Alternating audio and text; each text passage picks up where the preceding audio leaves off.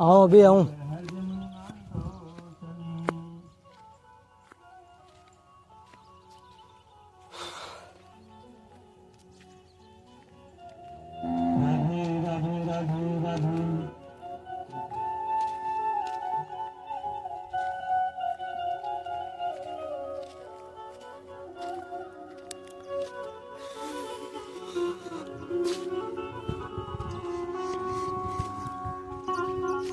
सच्चिदानंद भगवान की जय।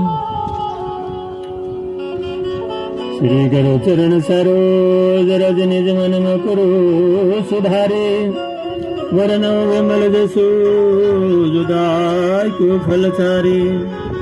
बुद्धिहीन तनु जान के और सुमिरो पवन कुमार। बल बुद्धि विद्या देहो मोहे हरहूं कलेश विकार। जय हनुमान ज्ञान गुण सागर। जय कपीस तिहु लोक उजागर। रामदूत तुलित बल धामा अंजनी पुत्र पवन सुनामा। महावीर विक्रम कुंती निवार समतिक संगे। कंचन वर्ण विराज सुमेसा। कानन कुंडल कुंदिन केता। हाथ भर जो ध्वज विराजे। कांधे मूंज जनेऊ साधे। शंकर सैम केसरी नंदन। तेज प्रताप हाजुगे वंदन। विद्वान गुणी अति चतुरा। राम विकर विकटोरा। प्रभु चरित्र सुन कर सिया। राम लखन सीता मन बसिया। सूक्ष्म रूप शरीर दिखावा। विकट रूप धरि लंका जरावा। भीम रूप धरि असुर संहारे। रामचंद्र के काज संवारे। लाय जीवन लखन जैसे रघुवीर अर्षि और लाए। रघुपति की नी बहुत बढ़ाई। तुम प्रिय भरत संभाई। सब धन तुम अर्जस गावे। सिर बरी कंठ लगावे। सनकादि परमादि मुनीसा। नारसा सहित ऐसा। जमग पेड़ दिखपाल जहांते। कवि सके कहांते। तुम कार सुग्रीवी की नारा मिलाए। राजपति ना तुमरो मंत्र भीषण माना। लंकेश्वर से जग जग जाना। जोजन बलवानु हृदय मधुर पल जानू। पर मुद्रिका मिल मुख माही। जल्दी लांगे अत्र जनाही। दुर्गम काज गद गए। सुगम नम्र तुम रहते। राम दुआरे तुम रखवारे। होत न आज्ञा बिनु पसारे। सब सुख ले तुम्हारी सरना। तुम से काहू को डरना। आपन ते समारो आपे। तीनों लोग हाँकते गावे। भूत पिशाच निकट नहीं आवे। महावीर जब नाम सुनावे। नासे रोग रे सब पीरा। जपत निरंतर हनुमत वीरा। संकट ते हनुमान छुड़ावे। मन क्रम जो ध्यान दिलावे। सब पर राम तपस्वी राजा। जिनके काज सकल तू साजा। और मनोरथ जो कोई लावे। सोई इन्हीं जीवन फल पावे। चारों दुख प्रताप तुम्हारा। हे बरसी जगत उजारा। साधु संत हे तुम रखवारे। असुर निकंदन राम दुलारे। ऐसी दीनों निधि की दाता। असुर दीन जानकी माता। राम डेक पर रख दे। डेक पर पूर्ण रख। डेक पर बस रख दे। गुरु भजन राम को पावे। जन्म जन्म के दुख बिसरावे। अंत काल रघुपुर जाई। जहाँ जन्म हरि भक्त काई। और देवता कितने धरी। हनुमत से सब सुख करे। संकट कटे मीरा। जो सुमरे हनुमत बलवीरा। जय जय जय हनुमान गोसाई। कृपा करो गुरुदेव की नाई। जो सत बार पाठ कर कोई। छोटी बंदी मां सुख होई। जो ये बड़े हनुमान चालीसा। हो सीधी साकी गोरीसा। तुलसीदास सदा हरि तेरा। कीजनाथ हृदय में डेरा। जय सिया राम जय सिया राम जय सिया राम जय सिया राम। सीताराम सीताराम सीताराम सीताराम। जय सिया राम जय सिया राम सीताराम सीताराम। जय सिया राम जय सिया राम सीताराम सीताराम। जय सिया राम जय सिया राम सीताराम सीताराम। जय सिया राम जय सिया राम सीताराम सीताराम। राधे कृष्ण कृष्ण कृष्ण राधे राधे राधे श्याम श्याम श्याम राधे राधे राधे कृष्ण कृष्ण कृष्ण राधे राधे राधे श्याम श्याम श्याम राधे राधे राधे कृष्ण कृष्ण कृष्ण राधे राधे राधे श्याम श्याम श्याम राधे राधे राधे कृष्ण कृष्ण कृष्ण राधे राधे राधे श्याम श्याम श्याम राधे राधे। पवन तन संकट हरन मंगल मूर्ति रूप। राम लखन सीता सहित हृदय बसो सुरभु। हनुमान जी महाराज की जय, गुरु भगवान की जय, श्री जी महाराज की जय, निम्बार्क भगवान की जय, सीताराम की जय, राधे श्याम की जय। नमः पार्वती माँ, हर हर महादेव, हर हर महादेव। ऐसे भी थोड़ा सा इन फोड़ दे, इन मुंह इन्नो के बिंगो इया कर दे, आमने सामने कर दे। कर्मों का विवेचन ऋषियों द्वारा बताया गया। ऋषियों ने पूछा है, सूत जी, शिवलिंग की स्थापना कैसे करनी चाहिए, उसका लक्षण क्या है तथा उसकी पूजा कैसे करनी चाहिए, किस देश काल में करनी चाहिए और किस द्रव्य के द्वारा उसका निर्माण होना चाहिए। सूत जी ने कहा, महर्षियों, मैं तुम लोगों के लिए इस विषय का वर्णन करता हूँ, ध्यान देकर सुनो और समझो। अनुकूल एवं शुभ समय में किसी पवित्र तीर्थ में, नदी आदि के तट पर अपनी रुचि के अनुसार ऐसी जगह शिवलिंग की स्थापना करनी चाहिए जहाँ नित्य पूजन हो सके। पार्थिव द्रव्य से, जल में द्रव्य से अथवा तेजस पदार्थों से अपनी रुचि के अनुसार कल्पोगत लक्षणों से युक्त शिवलिंग का निर्माण करके उसकी पूजा करने से उपासकों को उस पूजन का पूरा फल प्राप्त होता है। संपूर्ण शुभ लक्षणों से युक्त शिवलिंग की यदि पूजा की जाए तो वह तत्काल पूजा का फल देने वाला होता है। यदि चल प्रतिष्ठा करनी हो तो इसके लिए छोटा सा शिवलिंग अथवा विग्रह श्रेष्ठ माना जाता है, और यदि अचल प्रतिष्ठा करनी हो तो सतुल शिवलिंग अथवा विग्रह अच्छा माना गया है।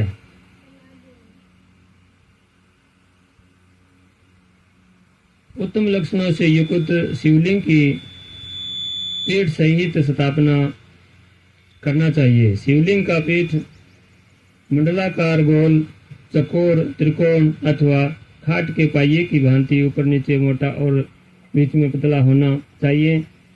ऐसा लिंग पीठ महान फल देने वाला होता है। पहले मिट्टी से, प्रस्तर आदि से अथवा लोहे आदि शिवलिंग का निर्माण कराना चाहिए। इस द्रव्य से शिवलिंग का निर्माण हो, उसी से उसका पीठ भी बनाना चाहिए। यही सतावर अचल प्रतिष्ठा वाले शिवलिंग की विशेष बात है। चल प्रतिष्ठा वाले शिवलिंग में भी लिंग और पीठ का एक ही उपादान होना चाहिए, किंतु बाण लिंग के लिए यह नियम नहीं है। निर्माणकर्ता के या स्थापना करने वाले यजमान के 12 अंगुल के समान होनी चाहिए। ऐसे ही शिवलिंग को उत्तम कहा गया है। इससे कम लंबाई हो तो फल में कमी आ जाती है, अधिक हो तो उसे दोष की बात नहीं है। शिवलिंग में भी वैसा ही नियम है। उसकी लंबाई कम से कम कर्ता के 1 अंगुल के बराबर होनी चाहिए। उससे छोटा होने पर अलग फल मिलता है, किंतु उससे अधिक होना दोष की बात नहीं है। यजमान को चाहिए कि वह पहले शिल्प शास्त्र के अनुसार एक विमान या देवालय बनवाए जो देवगुणों की मूर्तियों से अलंकृत हो। उसका गर्भगृह बहुत ही सुंदर, सुदृढ़ और दर्पण के समान स्वच्छ हो। उसे 9 प्रकार के रत्नों से विभूषित किया गया हो। उसमें पूर्व और पश्चिम दिशा में 2 मुख्य द्वार हो। जहाँ शिवलिंग की स्थापना करनी हो उस स्थान के गर्त में नीलम, लाल, वैदूर्य, श्याम और मकरत, मोती, मूंगा, गोमेद और हीरा, इन रत्नों तथा अन्य महत्वपूर्ण द्रव्यों को वैदिक मंत्रों के साथ छोड़ें। सदोजात आदि 5 वैदिक मंत्रों द्वारा शिवलिंग का 5 स्थानों में क्रमश पूजन करके अग्नि में भविष्य अनेक आहुतियां दे और परिवार सहित मेरी पूजा करके गुरु स्वरूप आचरण को धन से तथा भाई बंधुओं को मनचाही वस्तुओं से संतुष्ट करें। याचकों को जड़ स्वरूप ग्रह एवं भू संपत्ति आदि, चेतन गो आदि वैभव प्रदान करें।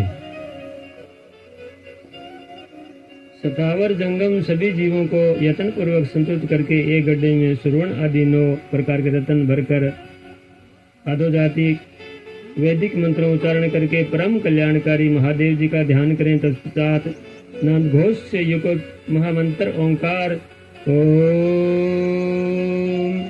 का उच्चारण करके उक्त गड्ढे में शिवलिंग की स्थापना करके उस पेड़ से युक्त करें। इस प्रकार पेड़ युगलिंग की स्थापना करके उसे नित्य लेप दीर्घकाल तक टिके रहने साले से जोड़कर स्थित करें। कहा गया है कि वृक्ष लता आदि को स्थावर लिंग कहते हैं और कर्मी कीट आदि को जंगल लिंग, स्थावर लिंग की सिंची आदि से द्वारा सेवा करनी चाहिए और जंगम लिंग को आहार एवं जल आदि देकर तर्पण करना उचित है। उन स्थावर जंगम जीवों को सुख पहुंचाने में अनुरक्त होना भगवान शिव का पूजन है, ऐसा विद्वान पुरुष मानते हैं। यो चराचर जीवों को ही भगवान शंकर के प्रतीक मानकर उनका पूजन करना चाहिए।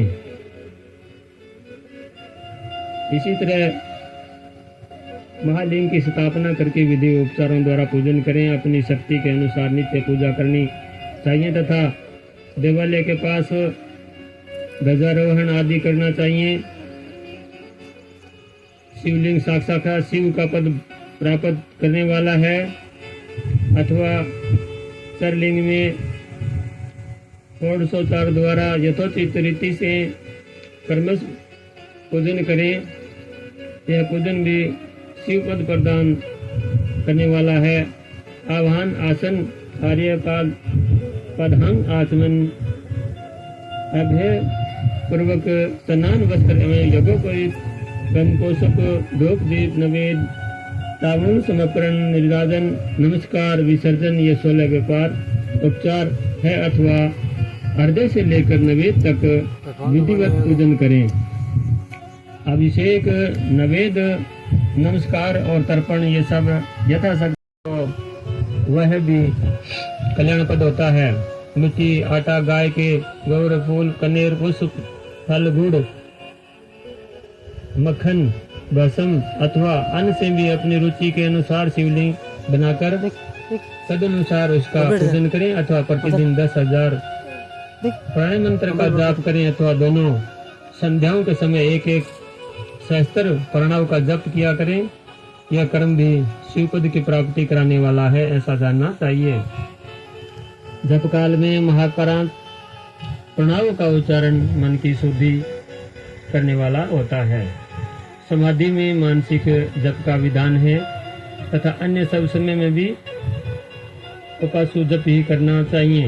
नाद और बिंदु युक्त ओंकार के उच्चारण को विधान पुरुष समान प्रणव कहते हैं। यदि प्रतिदिन आदर पूर्वक 10,000 पंचाक्षर मंत्र का जप किया जाए अथवा दोनों संध्या के समय एक शस्त्र का ही जप किया जाए तो उसे शिवपद की प्राप्ति कराने वाला समझना चाहिए।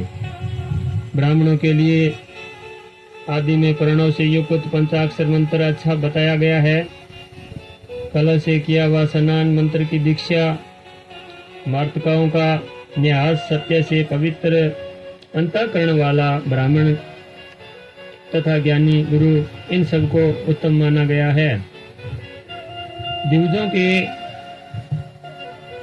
लिए नमो शिवाय के उच्चारण का विधान है और दिवज के लिए अंत में नमः पद के प्रयोग की विधि है अथवा ये शिवाय नमः इस मंत्र का उच्चारण करें। स्त्रियों के लिए भी कहीं कहीं विधि पूर्वक नमो उच्चारण का ही विधान है अर्थात वे भी शिवाय नमः का जाप करें। कोई ऋषि ब्राह्मण की स्त्रियों के लिए नमः पूर्वक शिवाय के जप की अनुमति देते हैं अर्थात वे नमः शिवाय का जप करें।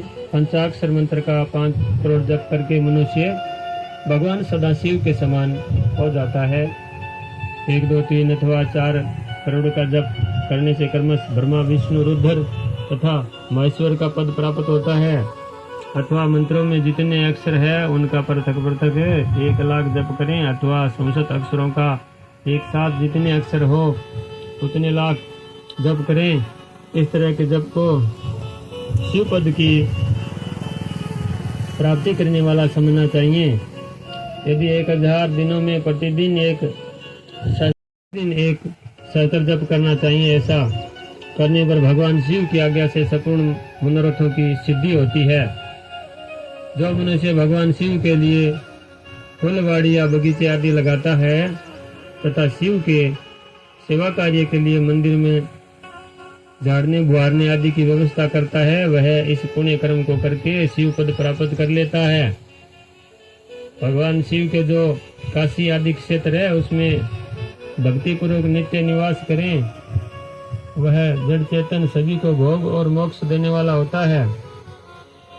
अतः विधान पुरुषों को भगवान शिव के क्षेत्र में आवरण निवास करना चाहिए। पुण्य क्षेत्र में स्थित बावड़ी कुआ पोखरे आदि को शिव गंगा समझना चाहिए। भगवान शिव का ऐसा ही वचन है, वहाँ स्नान दान और जप करके मनुष्य भगवान शिव को प्राप्त कर लेता है। अतः मृत्यु पर शिव के क्षेत्र का आश्रय मनुष्य शिव पद को प्राप्त कर लेता है। वर्णानुकूल आचरण से तथा भक्ति भाव से वह अपने सत्कर्म का अति से फल पाता है। कामना पूर्वक किए हुए अपने कर्म के अभिष्ट फल को शीघ्र ही पा लेता है। निष्काम भाव से किया हुआ सारा कर्म साक्षात शिव पद की प्राप्ति करने वाला होता है। दिन के 3 भाग होते हैं, प्रातः, मध्याह्न और शयन। इन तीनों में कर्म से एक एक प्रकार के कर्म का संपादन किया जाता है। प्रातः काल को शास्त्रविद नित्य कर्म के अनुष्ठान का समय जानना चाहिए। मध्य काल सकाम कर्म के लिए उपयोगी है तथा सायंकाल शांति कर्म के उपयुक्त है, ऐसा जानना चाहिए। इसी प्रकार रात्रि में भी समय का विभाजन किया गया है। रात के 4 पहर में भी जो बीच में 2 पहर है उन्हें निश्चित काल कहा गया है। विशेषता उसी काल में भगवान शिव की पूजा अभिष्ट फल को देने वाली होती है। ऐसा जानकर कर्म करने वाला मनुष्य यथार्थ फल भागी होता है। विशेषता कलयुग में कर्म से ही फल की सिद्धि होती है। अपने अपने अधिकार के अनुसार ऊपर कहे गए किसी भी कर्म के द्वारा शिवाराधना करने वाला पुरुष यदि सदाचारी और पाप से डरता है तो वह उन कर्मों को पूरा फल अवश्य प्राप्त कर लेता है। ऋषियों ने कहा, सूत जी, पुण्य क्षेत्र कौन कौन से हैं जिसका आश्रय लेकर सभी स्त्री पुरुष शिवपद प्राप्त कर ले, ये हमें सक्सेस से बताइए। मोक्षदायक पुण्य क्षेत्रों का वर्णन काल विशेष में विभिन्न नदियों के जल में स्नान के उत्तम फल का निर्देश तथा तीर्थों में पाप से बचे रहने की चेतावनी। सूत जी बोले, विधान एवं बुद्धिमान महर्षियों, मोक्षदायक शिव क्षेत्र का वर्णन सुनो। तत्पश्चात में लोक रक्षा के लिए शिव संबंधी मोक्ष का वर्णन करूंगा। पर्वत वन और कामों सहित इस पृथ्वी का विस्तार 50 करोड़ योजन है। भगवान शिव की आज्ञा से पृथ्वी संपूर्ण जगत को धारण करके स्थित है। भगवान शिव ने भूतल पर विभिन्न स्थानों में वहां के निवासियों को कृपा पूर्वक मोक्ष देने के लिए शिव क्षेत्र का निर्माण किया है। कुछ क्षेत्र ऐसे हैं जिन्हें देवताओं तथा ऋषियों ने अपना वास स्थान बनाकर अनुग्रहित किया है, इसीलिए उनमें तीर्थ प्रकट हो गया। तथा अन्य बहुत से तीर्थ क्षेत्र ऐसे हैं जो लोगों की रक्षा के लिए स्वयं पारदर्शी हुए हैं। तीर्थ और क्षेत्र में जाने पर मनुष्य को सदा स्नान दान और जप आदि करना चाहिए, अन्यथा वह रोग दरिद्रता तथा मुक्ता आदि दोषों का भाग्य होता है। जो मनुष्य इस भारतवर्ष के भीतर मृत्यु को प्राप्त होता है वह अपने पुण्य के फल से ब्राह्मण लोक में ब्रह्मलोक वास करके पुण्य क्षण के पश्चात पुण्य मनुष्य योनि में जन्म लेता है। पापी मनुष्य का पाप करके दुर्गति में ही पड़ता है। ब्राह्मणों पुण्य क्षेत्र में पाप कर्म किया जाए तो वह और भी दृढ़ हो जाता है। अतः पुण्य क्षेत्र में निवास करते समय सूक्ष्म से सूक्ष्म अथवा थोड़ा सा भी पाप न करें। सिद्धू और सतलुज नदी के तट पर बहुत से पुण्य क्षेत्र हैं। सरस्वती नदी परम पवित्र 60 मुख वाली कही गई है, अर्थात उसकी 60 धाराएं हैं। विधान पुरुष सरस्वती के उन धाराओं के तट पर निवास करें तो वह क्रमश ब्रह्म पद को प्राप्त पा लेता है। और हिमालय पर्वतों से निकली हुई पुण्य सलीला गंगा 100 मुख वाली नदी है। उसके तट पर काशी, प्रयाग आदि अनेक पुण्य क्षेत्र है। वहाँ मकर राशि के सूर्य होने पर गंगा की तट भूमि पहले से ही अधिक प्रशस्त एवं पुण्यदायक हो जाती है। सोनभद्र नदी की 10 धाराएं हैं। वह बृहस्पति के मकर राशि में आने पर अत्यंत पवित्र तथा अभीष्ट फल देने वाला हो जाता ही है।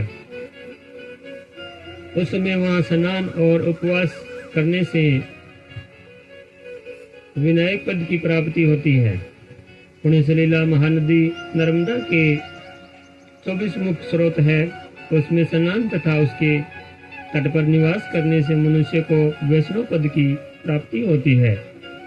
तमसा के बहार तथा रेवा के 10 मुख हैं और परम पुण्य में ही गोदावरी के 21 मुख बताए गए हैं। वह ब्रह्महत्या तथा गोधन के पाप का भी नाश करने वाली एवं रुद्र लोक देने वाली है। कृष्णवेणी नदी का जल बड़ा पवित्र है। वह नदी समस्त पापों का नाश करने वाली है। उसके 18 मुख बताए गए हैं तथा वह विष्णु लोक प्रदान करने वाली है। तंगभद्रा 10 मुख है। वह ब्रह्मलोक देने वाली है। और पुण्य सलील स्वरूप शरण मुख के 9 मुख कहे गए हैं और ब्रह्मलोक से लौटे हुए जीव उसी के तट पर जन्म लेते हैं। सरस्वती नदी, पंपा सरोवर, कन्याकुमारी, अंतरिक तथा शुभकारक, सवेत नदी, ये सभी पुण्य क्षेत्र हैं। इनके तट पर निवास करने से इंद्रलोक की प्राप्ति होती है। ब्रह्म पर्वत से निकली हुई महानदी कावेरी परम पुण्यमयी है। उसके 27 मुख बताए गए हैं। वह संपूर्ण अभिष्ट वस्तुओं को देने वाली है। उसके तट स्वर्गलोक की प्राप्ति कराने वाले तथा ब्रह्मा और विष्णु का पद देने वाले हैं। कावेरी के जो तट शिव क्षेत्र के अंतर्गत हैं वे अभिष्ट फल देने के साथ ही शिवलोक प्रदान करने वाली भी है। नैमिषारण्य तथा बद्रिकाश्रम में सूर्य और बृहस्पति के मेष राशि में आने पर यदि स्नान करे तो उस समय वहाँ किए हुए स्नान पूजन आदि को ब्रह्मलोक की प्राप्ति करने वाला जानना चाहिए। सिंह और कर्क राशि में सूर्य की संक्रांति होने पर सिंधु नदी में किया हुआ स्नान तथा केदार तीर्थ के जल का पान एवं स्नान ज्ञानदायक माना गया है। जब बृहस्पति सिंह राशि में स्थित हो उसी समय सिंह की संक्रांति से युक्त भाद्रपद मास में यदि गोदावरी के जल में स्नान किया जाए तो वह शिवलोक की प्राप्ति कराने वाला होता है। ऐसा पूर्व काल में समय भगवान शिव ने कहा था। जब सूर्य और बृहस्पति कन्या राशि में स्थित हो तब यमुना और सोनभद्र में स्नान करें। वह सभी के लोक में महान भोग प्रदान करने वाला होता है। यह महर्षियों की मान्यता है। जब सूर्य और बृहस्पति तुला राशि में स्थित हो उसी समय कावेरी नदी में स्नान करें। वह स्नान भगवान विष्णु के वचन की महिमा से संपूर्ण आ जाए। तब मृग सिंह अगहन के महीने में, मंगशिर के अगहन महीने में नर्मदा में स्नान करने से विष्णु लोक की प्राप्ति हो सकती है। सूर्य और बृहस्पति के धनराशि में स्थित होने पर सूर्यमुखी नदी में किया हुआ स्नान शिवलोक प्रदान कराने वाला होता है। जैसा है कि ब्रह्मा जी का वचन है, जब सूर्य और बृहस्पति मकर राशि में स्थित हो उसी समय माघ मास में गंगा जी के जल में स्नान करना चाहिए। ब्रह्मा जी का कथन है कि वह स्नान शिवलोक की प्राप्ति कराने वाला होता है। शिवलोक के पश्चात ब्रह्मा और विष्णु के स्थान में सुख भोगने पर अंत में मनुष्य को ज्ञान की प्राप्ति हो जाती है। माघ मास में तथा सूर्य के कुंभ राशि में स्थित होने पर फागुन मास में गंगा जी के तट पर किया हुआ श्राद्ध, पिंडदान अथवा तिलोक दान पिता और नाना दोनों कुल के पितरों की अनेकों पीढ़ियों का उद्धार करने वाला माना गया है। ज्ञान पुरुष गंगा अथवा कावेरी नदी का आश्रय लेकर तीर्थवास करें। ऐसा करने से तत्काल किए हुए पाप का निश्चय नाश हो जाता है। पहले भी क्या चालिए करें। रुद्र लोक प्रदान करने वाले बहुत से क्षेत्र हैं। ताम्रपणी और वेगवती ये दोनों नदियां ब्रह्मलोक की प्राप्ति रूप फल देने वाली है। इन दोनों के तट पर कितने ही स्वर्गदायक क्षेत्र, इन दोनों के मध्य में बहुत से पुण्यपद क्षेत्र है। वहाँ निवास करने वाला विधान पुरुष वैसे फल का भागी होता है। सदाचार उत्तम वर्ती तथा शब्दावना के साथ मन में दया भाव रखते हुए विधान पुरुष को तीर्थ में निवास करना चाहिए, अन्यथा उसका फल नहीं मिलता है। पुण्य क्षेत्र में किया हुआ थोड़ा सा पुण्य भी अनेक प्रकार से वृद्धि को प्राप्त होता है तथा वहाँ किया हुआ छोटा सा पाप भी महान हो जाता है। यदि पुण्य क्षेत्र में रहकर ही जीवन बिताने का निश्चय हो तो उस पुण्य संकल्प से उसका पहले का सारा पाप तत्काल नष्ट हो जाएगा, क्योंकि पुण्य को ऐश्वर्यदायक कहा गया है। ब्राह्मणों तीर्थवादनिक पुण्य कायिक, वाचिक और मानसिक सारे पापों का नाश कर देता है। तीर्थ में किया हुआ मानसिक पाप वर्जलेप हो जाता है, वह कई कल्पों तक पीछा नहीं छोड़ता। ऐसा पाप केवल ध्यान से ही नष्ट होता है, अन्यथा नहीं। वाचिक पाप जप से तथा कायिक पाप शरीर को सुखाने जैसे कठोर तप से नष्ट होता है। अतः सुख पाने वाला पुरुष को देवताओं की पूजा करते और ब्राह्मणों को दान देते हुए पाप से बचकर ही तीर्थ में निवास करना चाहिए। तीर्थ की महिमा है। तीर्थ में बड़े हिसाब रहना पड़ा। मुझे साथ तेरा मोबाइल बंद है कि मुझे देखा जाए नहीं बना ला।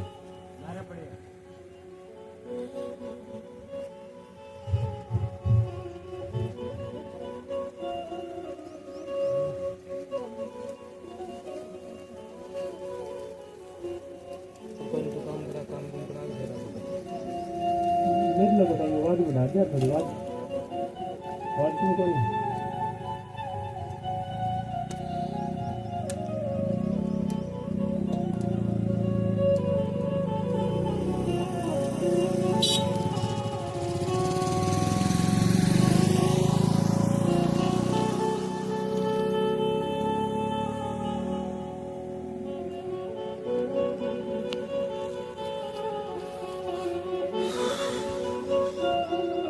नमः पार्वती माँ हर हर महादेव।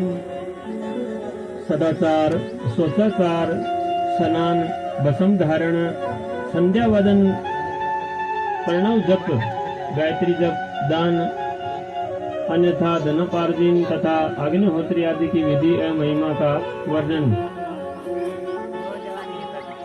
ऋषियों ने कहा, सूत जी अब आप शीघ्र ही हमें वह सदाचार सुनाइए जिससे विधान पुरुष पुण्य लोक पर विजय पाता है। स्वर्ग प्रदान करने वाला धर्म में आचार तथा नरक का कष्ट देने वाले धर्म में आचारों का ही वर्णन किया। तो जी बोले, सदाचार का पालन करने वाला विद्वान ब्राह्मण ही वास्तव में ब्राह्मण नाम धारणा करने वाला अधिकारी है, जो केवल वेदों आचार का पालन करने वाला एवं वेद का अभ्यासी है।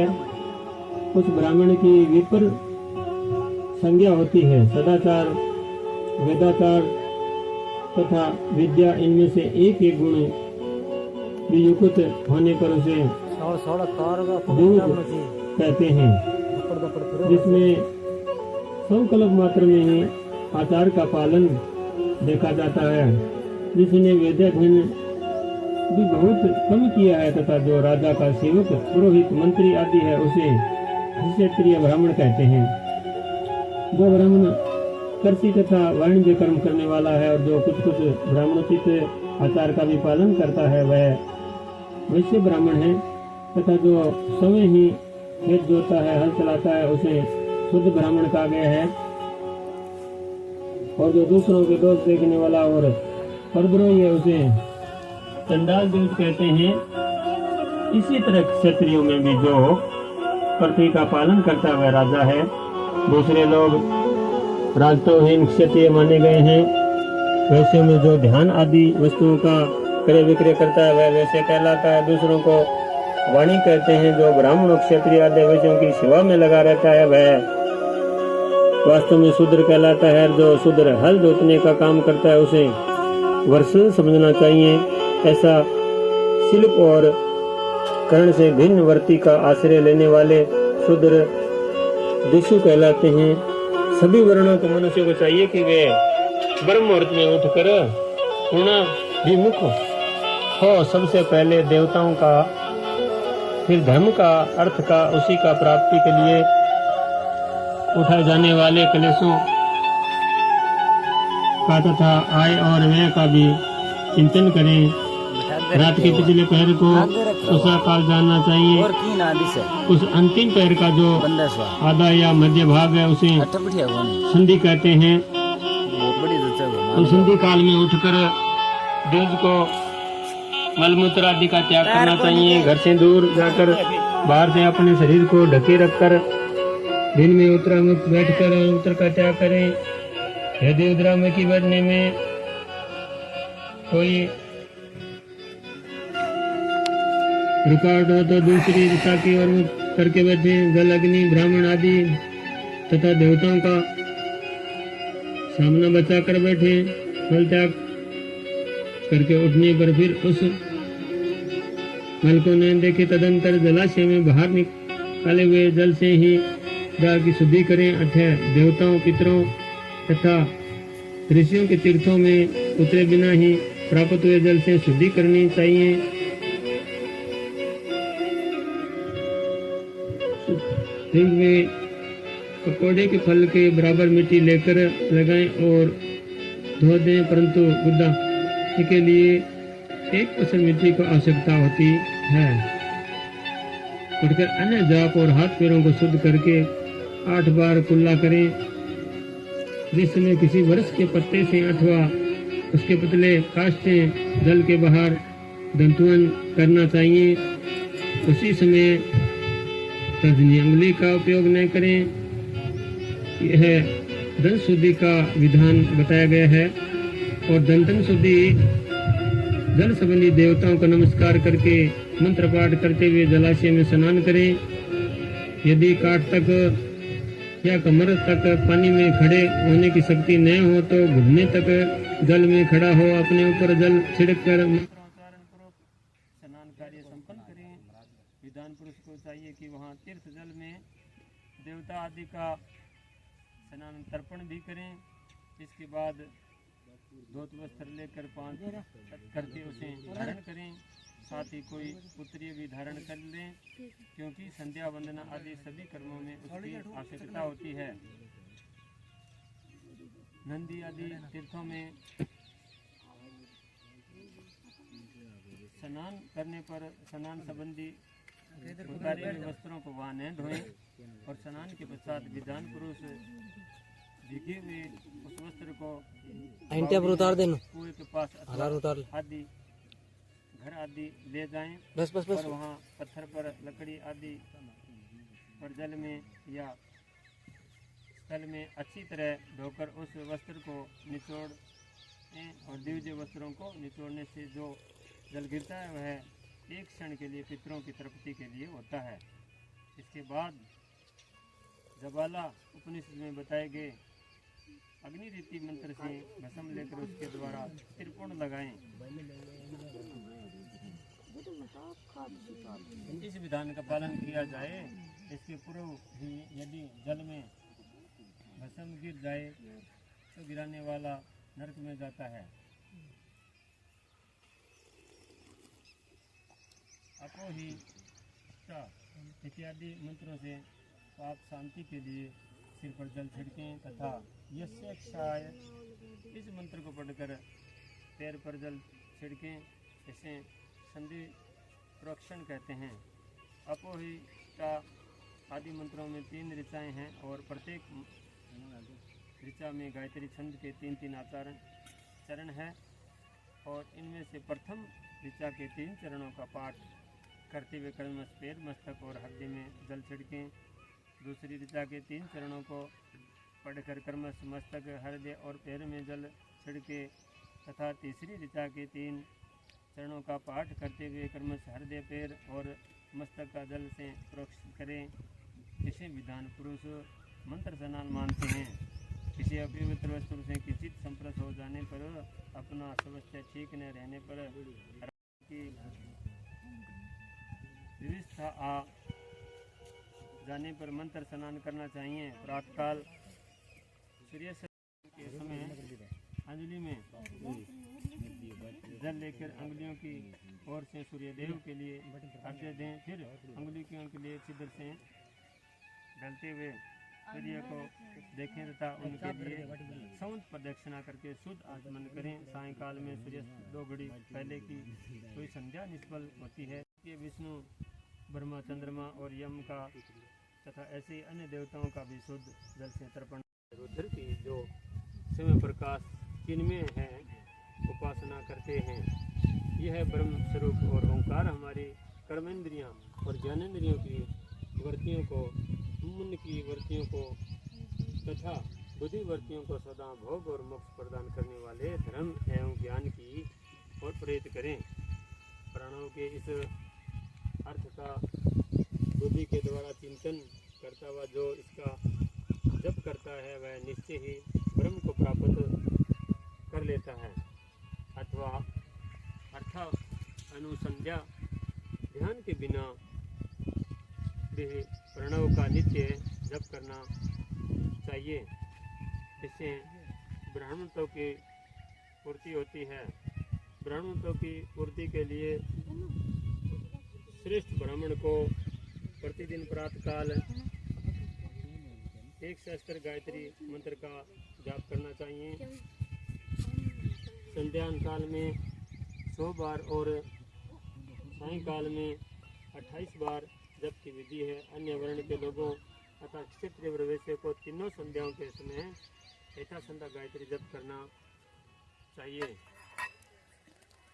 शरीर के भीतर मूलाधार, स्वाधिष्ठान, मणिपुर, अनाहत, आज्ञा और शस्त्र ये 6 चक्कर हैं। इनमें मूलाधार से लेकर शास्त्र तक 6 स्थानों में क्रमशः विदेश्वर, ब्रह्मा, विष्णु, इस जीवात्मा और परमेश्वर स्थित है। इन सब में ब्रह्म बुद्धि करके इनके एकता का निश्चय करें और वह ब्रह्म में हूँ ऐसी भावनापूर्वक प्रत्येक श्वास के साथ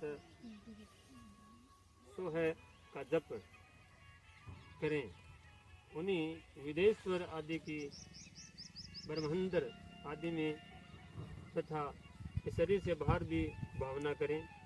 प्रकृति के विकारभूत महतत्व से लेकर पंचभूत पर्यंत तत्वों से बना हुआ जो शरीर है, ऐसे सहस्त्रों शरीरों का एक एक अजप्पा गायत्री के जप से एक एक के कर्म से अति मन करके जीव को धीरे धीरे परमात्मा से संयुक्त करें।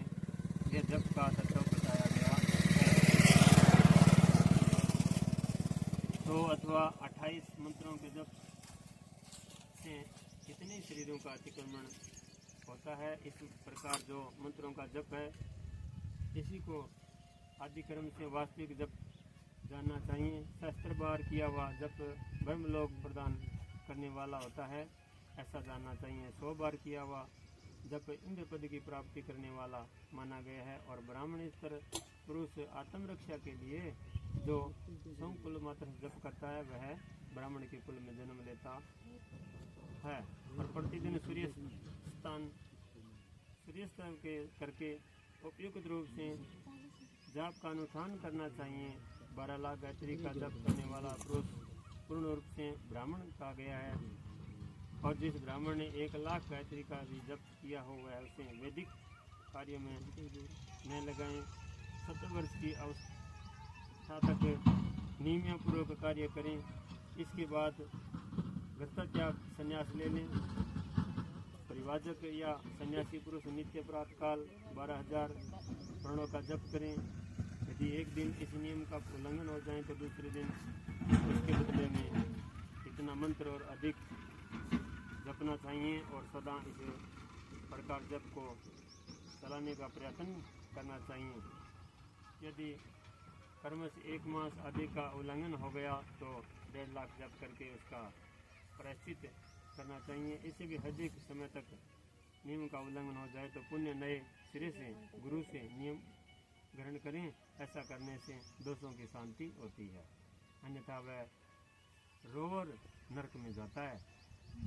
जो सकाम भावना से युक्त गृहस्थ का ब्राह्मण है उसको धर्म तथा अर्थ के लिए यत्न करना चाहिए। मुमुक्षु ब्राह्मणों को तो सदा ज्ञान का ही अभ्यास करना चाहिए। धर्म से अर्थ की प्राप्ति होती है, अर्थ से भोग की सुलभता होती है, फिर उस भोग से वैराग्य की संभावना होती है। और धर्मयुक्त उपार्जित धन से जो भोग प्राप्त होता है उससे एक दिन अवश्य वैराग्य का उदय होता है। धर्म के विपरीत अधर्म से उपार्जन हुए धन के द्वारा जो भोग प्राप्त होता है उसमें भोगों के प्रति आसक्ति उत्पन्न होती है। मनुष्य धर्म से धन पाता है, तपस्या से उसे दिव्य रूप की प्राप्ति होती है। कामनाओं का त्याग करने वाले पुरुष के अंतःकरण की शुद्धि होती है। उस शुद्धि से ज्ञान का उदय होता है और इसी में संशय नहीं है। सतयुग आदि में तप को ही परसत कहा गया है, किंतु कलयुग में द्रव्य संध्या धर्मदान आदि अच्छा माना गया है। सतयुग में ध्यान से, त्रेता में तपस्या से और द्वापर में यज्ञ करने से ज्ञान की सिद्धि होती है, परंतु कलयुग में प्रतिभा भावदिग्रह की पूजा से ज्ञान लाभ होता है। अधर्म हिंसा दुख रूप और धर्म सुख रूप है। अधर्म से मनुष्य दुख पाता है और धर्म से वह सुख एवं अमुद्य का भाग्य होता है।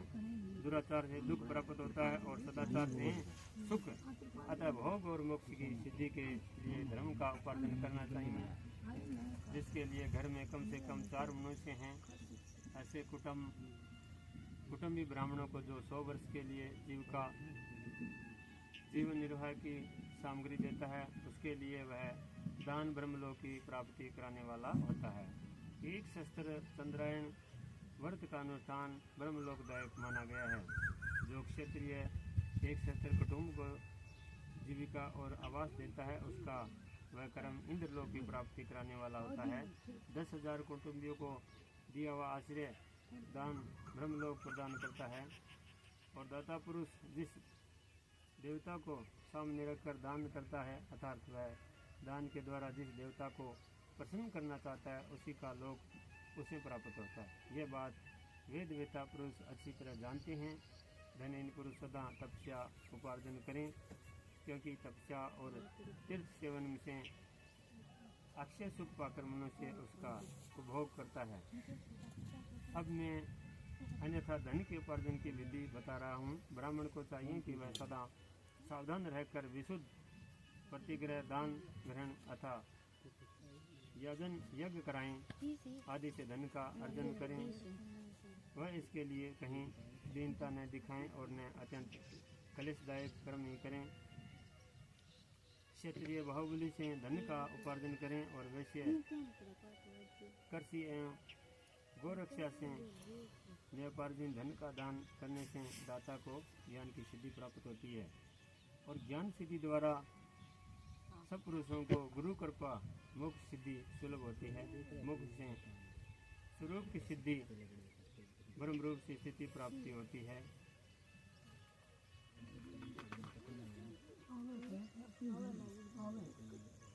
जिसे युक्त पुरुष परमानंद का अनुभव करता है, गृहस्थ पुरुष को चाहिए कि वह धन आदि सब वस्तुओं का दान करें। वह तृष्णावर्ती के लिए जल तथा क्षुधारूपी रोग की शांति के लिए सदा अन्न का दान करें। खेत धान्य, कच्चा अन्न तथा अभक्ष्य, भोज्य, लेह और चैस्य, ये 4 प्रकार के सिद्ध अन्न दान करने चाहिए, जिसके अन्न को खाकर मनुष्य जब तक कथा श्रवण आदि सद्गुण का पालन करता है, उतने समय तक उसके लिए वह पुण्य फल का आधा भाग दाता को मिल जाता है। इसमें संशय नहीं है। दान लेने वाला पुरुष दान में प्राप्त वस्तु का दान तथा तपस्या करके अपने प्रतिग्रह जनित पाप को शुद्ध कर लें, अन्यथा उसे रोवर नरक में गिरना पड़ता है। अपने धन के 3 भाग करें। एक भाग धर्म के लिए, दूसरा भाग वर्दी के लिए तथा तीसरा भाग अपने उपभोग के लिए। नित्य, नैमित्तिक और काम्य, ये तीनों प्रकार के कर्म धर्मार्थ रखे हुए धन से करें। साधना को चाहिए कि बस वर्दी के लिए रखे हुए धन से ऐसा व्यापार करें जिससे उस धन की वृद्धि हो, तथा उपभोग के लिए रक्षित धन से हितकारक, परमित एवं पवित्र भोग भोगें। खेती से पैदा किए हुए धन का 10वां अंश दान कर दें, इससे पाप की शुद्धि होती है। शेष धन से धर्मवर्दी एवं उपभोग करें, अन्यथा वह रोर नरक में पड़ता है तथा उसकी बुद्धि पाप पूर्ण हो जाती है या खेती चौपट हो जाती है। खेती चौपट हो जाए भैया, 10वां भाग अपन आ जाते भगवान ने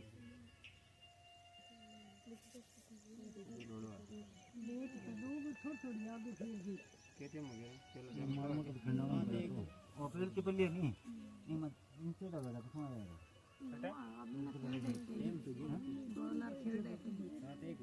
हां बैठो बड़े ना लड़ा हो गया हां मैं कोई नहीं अपन बैंड ही हट बड़े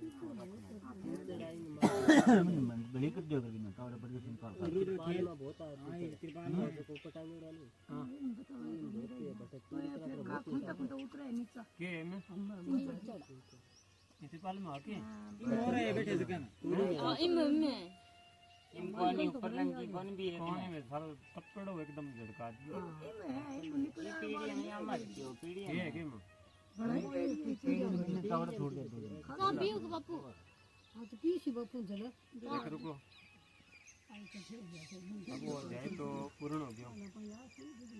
अब आरती कर दियो दूसरे देव ना करा विराम कर दो। अब का देखंगा आज तो अपन समय ज्यादा लाग गयो पण वो तो बढ़िया हो गयो बीनो कल ना बैठन साल हो गया हां बैठन साल हो गया। अब एक छे आनी ये थोड़ी धड़क छे अटकरा दिया हां अभी बढ़वानी आ गए तो भी अपन मतलब दिक्कत कोई नहीं सगुनो बाकी वो हो गयो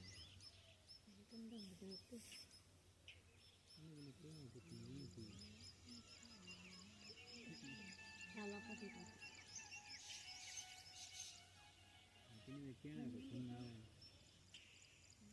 करते हैं आरती करते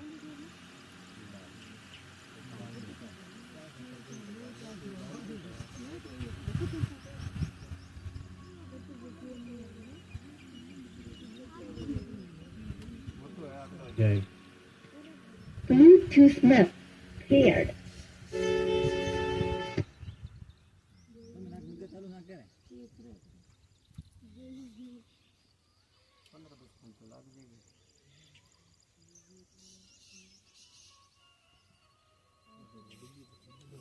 चलो फिर आरती कर दे। कल अपन विभाग में पूरा करना है, छपड़ नहीं करना। हाँ और भी चलाना पड़ेगा, वो भी कौन चल रहा है।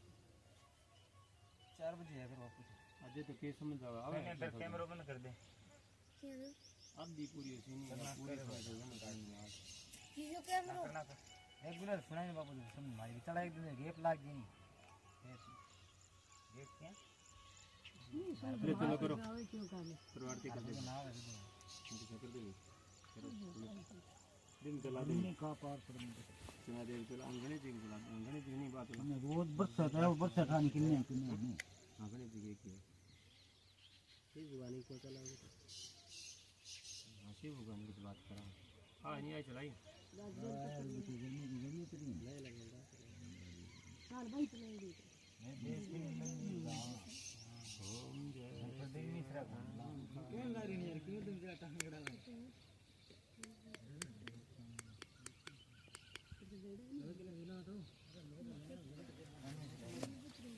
लेट तो घड़ी है अरे तो देख कर जाने लगे रे डिग्गी और ओम खड़े जाओ बे ओके दिखा दे ओम जय शिव ओंकारा बंद कर दे भज जय शिव ओंकारा वरमा विष्णु सदा शिव अर्धांगी धारा ओम जय शिव ओंकारा एकानन चतुरानन पंचानन राजे हसानन गुरुडासन ब्रजवावन साजे ओम जय शिव ओंकारा दो बुध चार बुध दुर्बुध दस बुध अति सोवे त्रिगुण रूप निरखता निर्गुण जन मोहे ओम जय शिव ओंकारा अक्षय माला वनमाला मुंडमाला धारी चंदन मरग मंद सोवे बोले सुखकारी ओम जय शिव ओंकारा सुतांबर बागांबर पीतांबर अंगे ब्रह्मादिक सनकादिक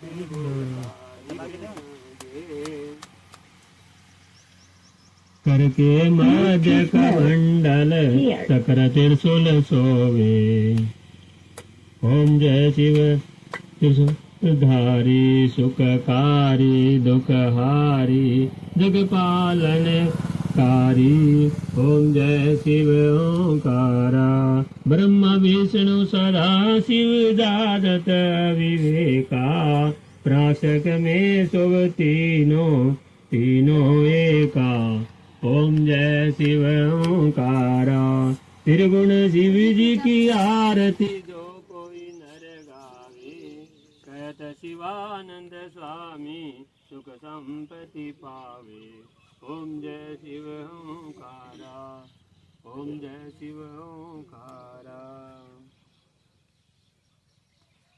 नमः पार्वती माँ हर हर महादेव हर हर महादेव नमः शिवाय नमः शिवाय नमः शिवाय नमः शिवाय नमः ओम जय गय जयंती देवा धानी दमाणी पद्माजासनते मनसंत्र संध्यास्ति देवाय ओम यज्ञ जयंती देवा तानि धर्माणि पद्मानासनते मंत्र देवाय ओम एकादंताय वक्रतुंडाय धीमहि तन्नो दन्तिः प्रचोदयात् ओम तत्पुरुषाय धीमहि महादेवाय धीमहि तन्नो रुद्रः प्रचोदयात् ओम नारायण वासुदेवाय धीमहि तन्नो विष्णुः प्रचोदयात् ओम महालक्ष्मी विष्णुपत्नी धीमहि तन्नो लक्ष्मी मां प्रचोदयात् ओम नंदाय यशोदानंदाय धीमहि तन्नो कृष्णः प्रचोदयात् ओम उत्पन्नसे कृष्णभाय धीमहि तन्नो राधे प्रचोदयात् ओम आदित्याय शस्त्रकर्णाय धीमहि तन्नो सूर्यः प्रचोदयात् ओम अग्न्याय नमः रामभक्ताय धीमहि तन्नो वीर प्रचोदयात् ओम महादेवी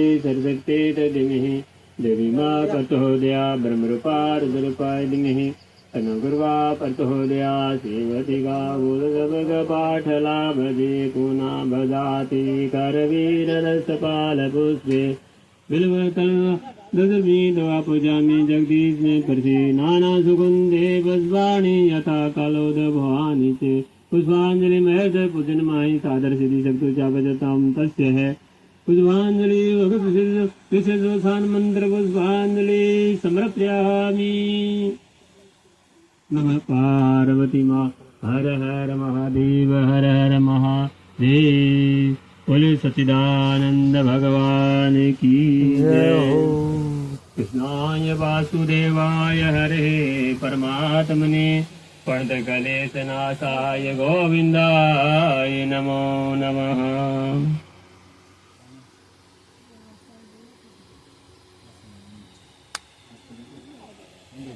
छोरे छेपिया तो बोल नहीं को जमी को बोले ठाकुर सागे बोले करो आरती बोले को चढ़े जरूर पढ़ दे सगे की जय। काशी विश्वनाथ मल्लिकार्जुन महादेव की जय। सोमनाथ महादेव की जय। नागेश्वर महादेव की जय। पल्लीवैद्यनाथ महादेव की जय। श्री महाकालेश्वर महादेव की जय। श्री मंगलेश्वर महादेव की जय। श्री रामेश्वर महादेव की जय। श्री गणेश्वर महादेव की जय। श्री भीमा शंकर महादेव की जय। नमः पार्वती माँ हर हर महादेव हर हर महादेव।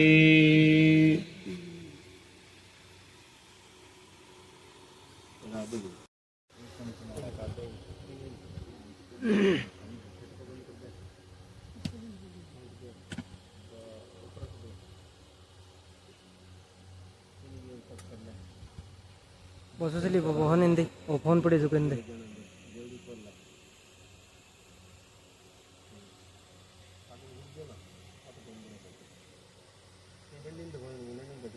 केर मुक्या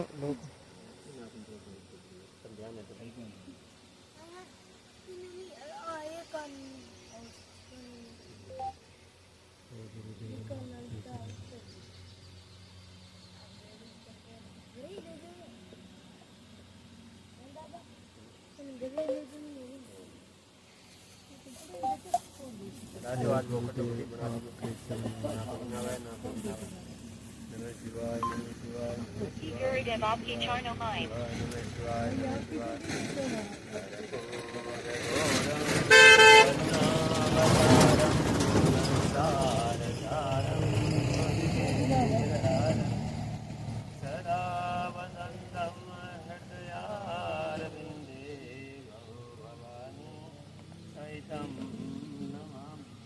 नेट नाट को नहीं गिरे